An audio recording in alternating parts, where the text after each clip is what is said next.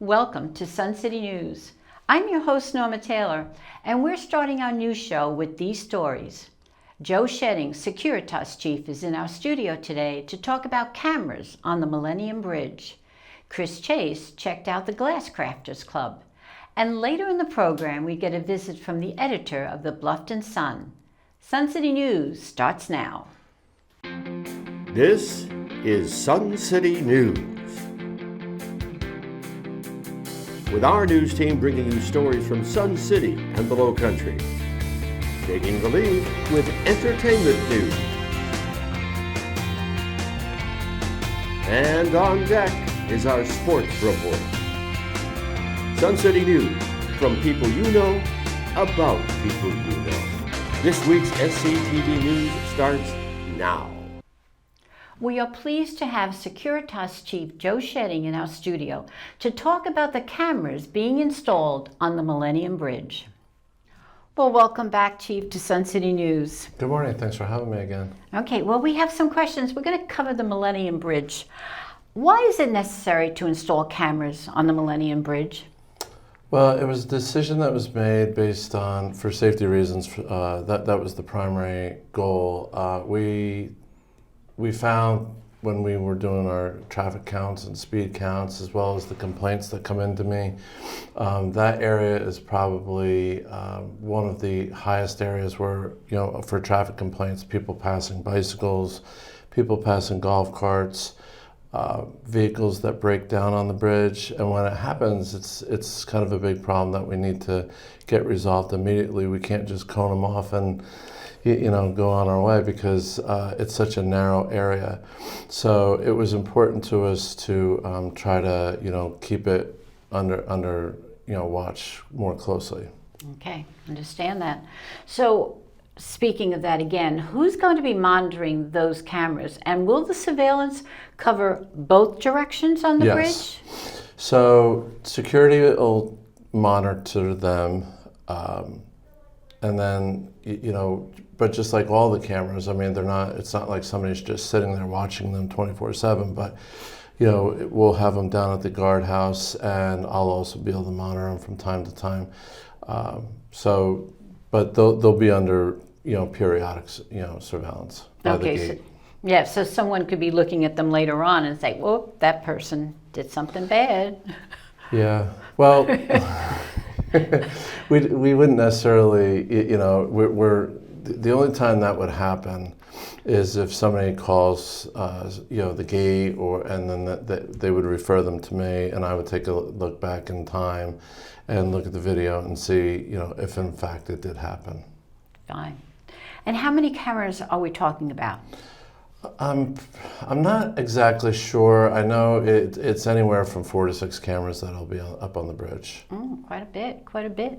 Now, will individuals who violate the regulations on the bridge as far as passing and speed, are they going to be issued citations? Yes, and that they will be if it's a clear infraction and we can identify the vehicle, then they'll be getting a citation. And the way it'll work, like I just said, if somebody contacts the gate, they'll refer them to my office, and then I'll review the video. And if I think it's something that we can take the covenants, then a citation will be issued. Okay. Considering that, are there other areas here in Sun City that are being considered for camera installations? As far as the roadways are concerned, not at this time, no. Not at this time. Okay, so we just have to be really careful going over the Millennium Bridge, because we got cameras and citations. And, the thing is over the years, obviously, we've tried different things to make it, a little bit clearer on what you can and can't do, such as adding to the signs, no passing, golf carts and bicycles, because it used to just say no passing, so people were saying, well, we didn't know. And then we added the rumble strips.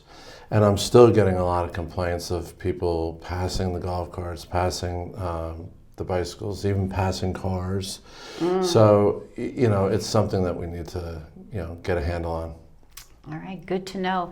And thank you, Chief, for coming on the show. Thanks for having me.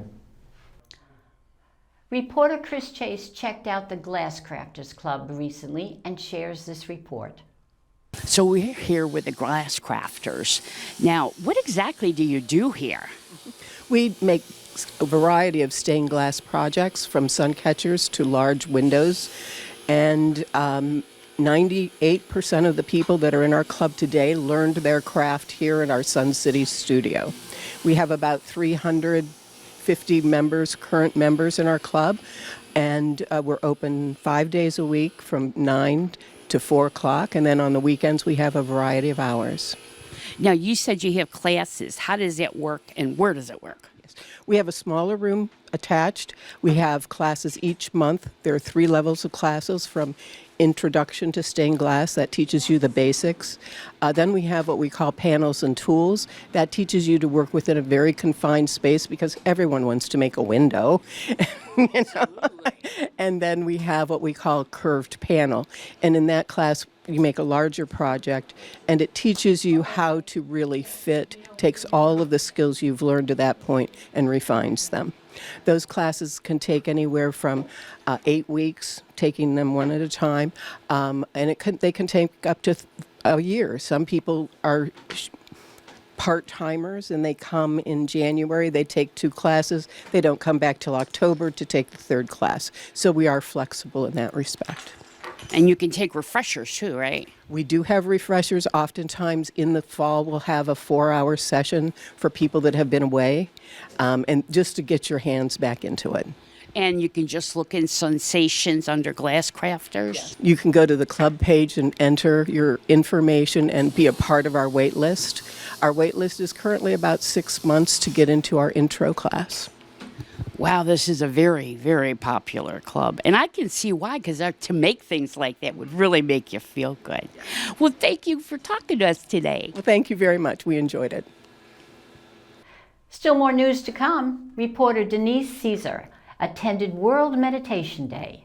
Mike Romano gives us a preview of what's coming up on Spotlight on Sports. And we give you details of upcoming events. So don't go anywhere.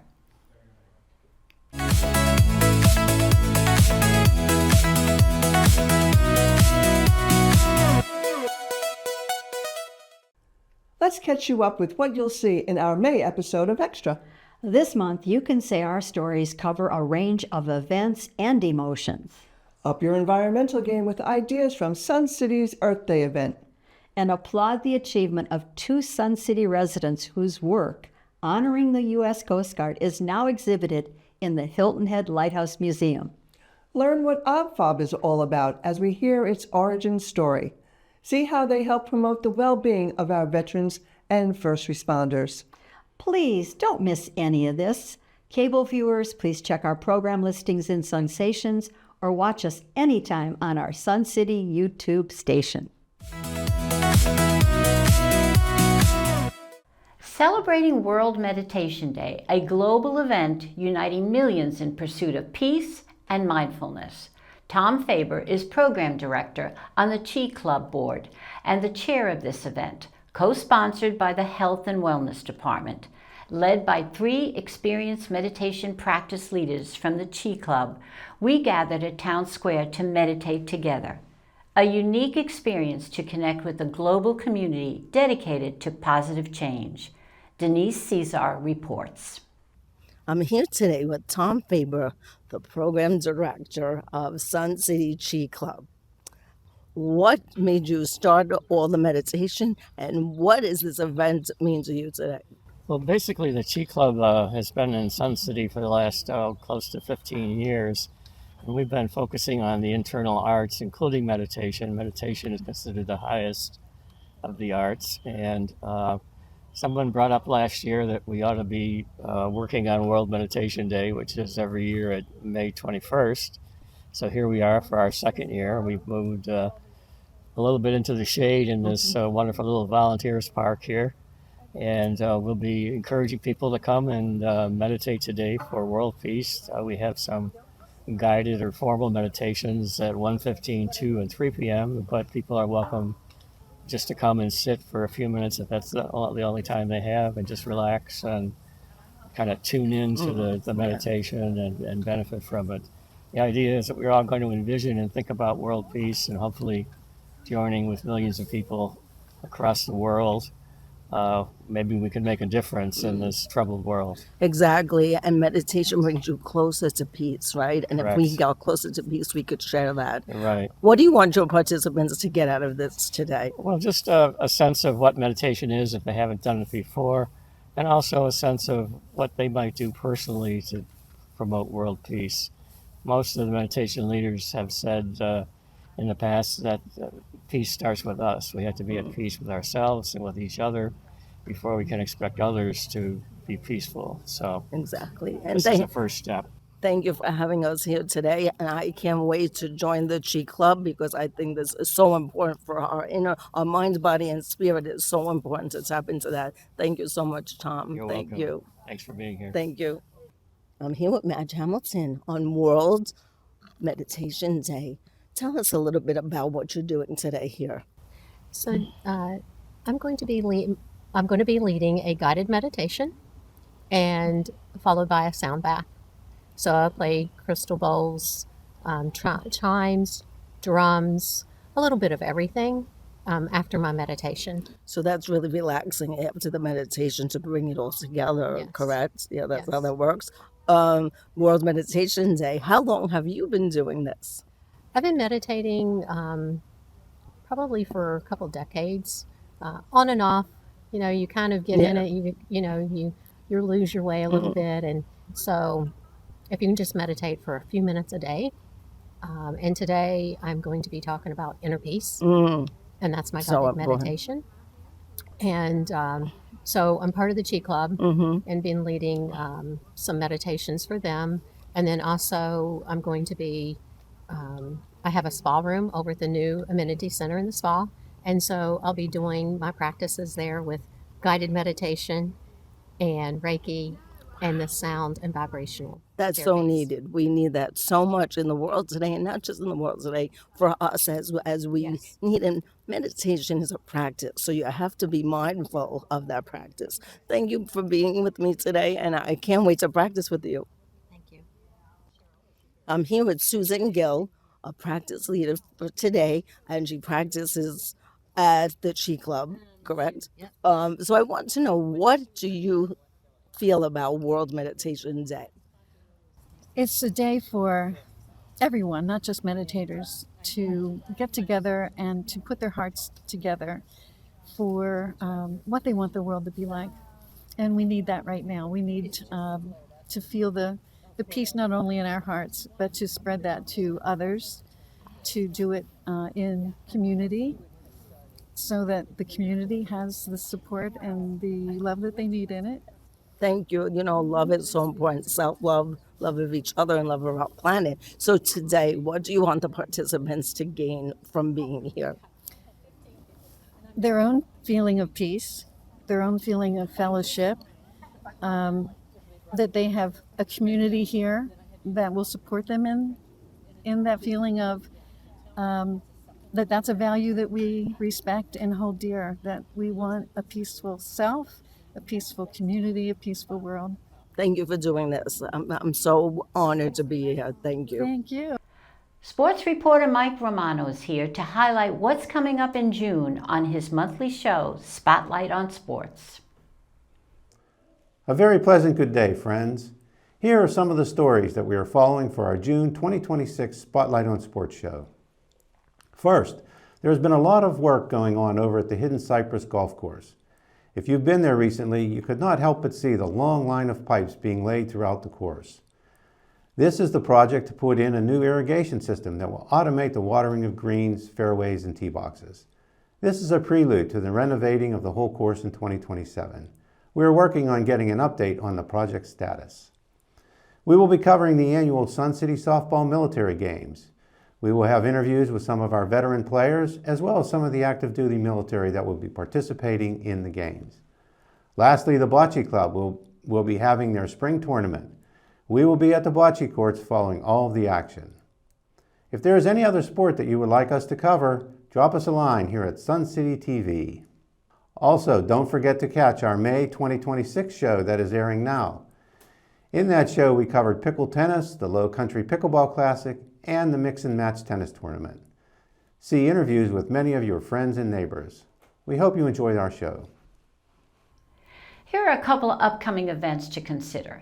Join Friends of Lifelong Learning for a special presentation on personal security awareness on Tuesday, June 2nd from 2:30 to 4 p.m. at the Lake House Ballroom. James Hamilton, former FBI Supervisory Special Agent, will share practical, affordable strategies for home security, staying safe around town, and responding to emergencies such as robbery or active threats. Learn how to trust your instincts and make smart decisions in critical moments. Space is limited and registration is required. Bring your questions and gain confidence through expert guidance you can apply immediately. Now, as previously reported, the Fishing and Hunting Club is sponsoring its second annual Discover the Lowcountry event on Saturday, June 4th from 9 a.m. to 1 p.m. in the Pickney Hall Ballroom. This event is open to all Sun City residents. There will be over 50 exhibitors in attendance, including tour and excursion companies, chambers of commerce, local natural resource groups, historical and cultural organizations, Sun City chartered clubs, outfitters, low-country museums, first responders, and media companies. Still much more ahead on Sun City News. Randy Selman's here with an entertainment report. We get a visit from Sasha Sweeney, editor of the Bluffton Sun, and Mike Romano has a sports report, so stick around.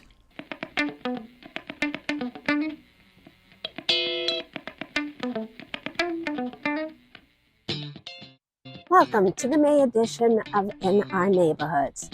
This month we'll be covering 3 events.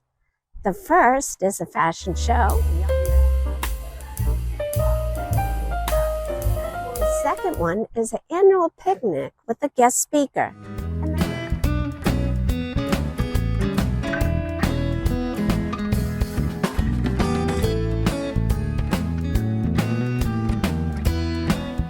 And the third is a sing-along at the Lake House Fire Pit.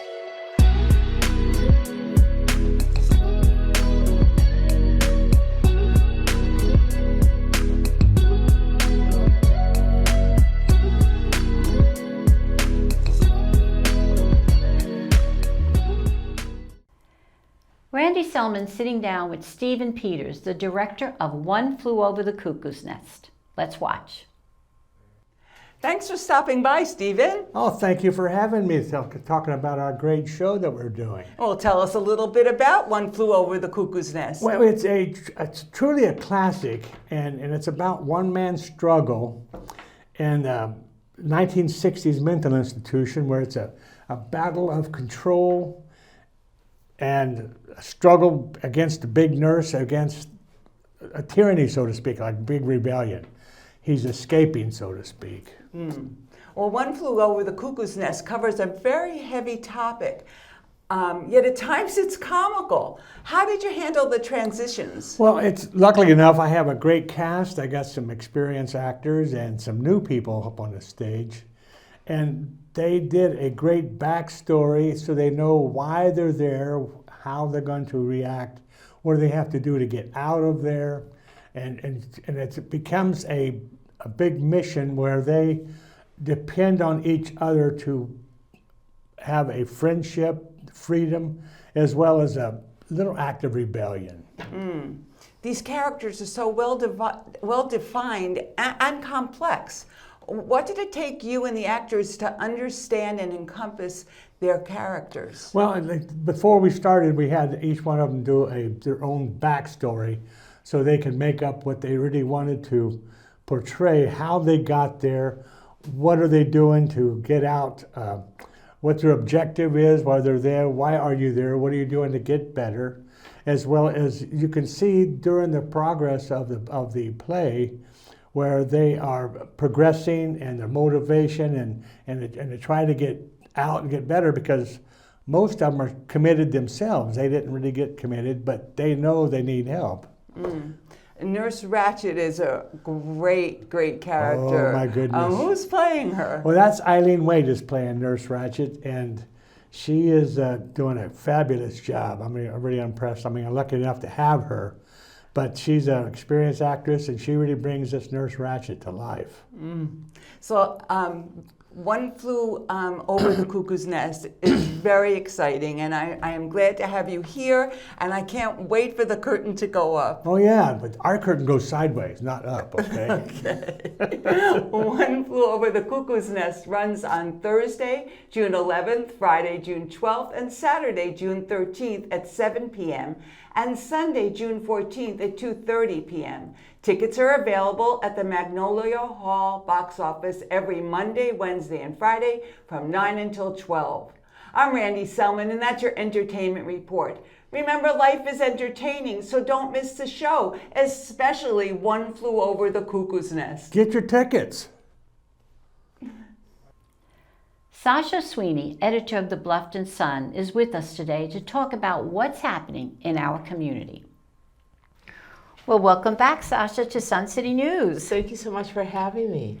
It's always great to have you. All right, so we have some questions for you. Sure. You know, we're dominated in this world by social media and national news. So how does local newspapers matter? I think they really matter because we're the community voice and we're telling community stories. And with social media and the national news, you get the news instantly. But what you're not getting is what's going on, downtown, or what's happening next week, or what your neighbors are doing, or the interesting stories. And I think, people still crave that. I think they do too. I love turning it up and look, oh, that's a person I know, or something like that. Right. So what kind of stories resonate most with readers in Bluffton and also here in Sun City? So it's funny, we always have a little joke that if you have a dolphin, a manatee, a sea turtle, people love the natural wildlife.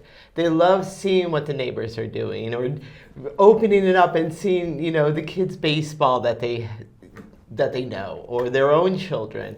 I also think they really like knowing what's going on, because there's so much in this area that you're just not aware of, and the local newspapers really help tell you oh, there's this concert coming up, or this art gallery is opening, or this new restaurant. Those are always super popular. And with the population growing, there's always something new and something going on every single day. And I love your Sun City section. I really like that. I'm a little partial to it.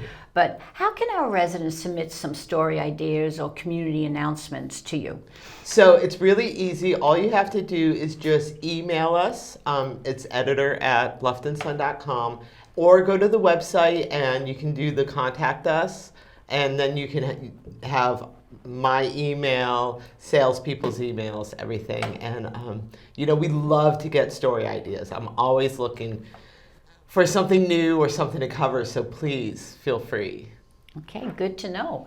Now, you're going to have a table at Sun City's Discover the Lowcountry event, which is here on June 4th. What's one thing you think everyone should know about our community?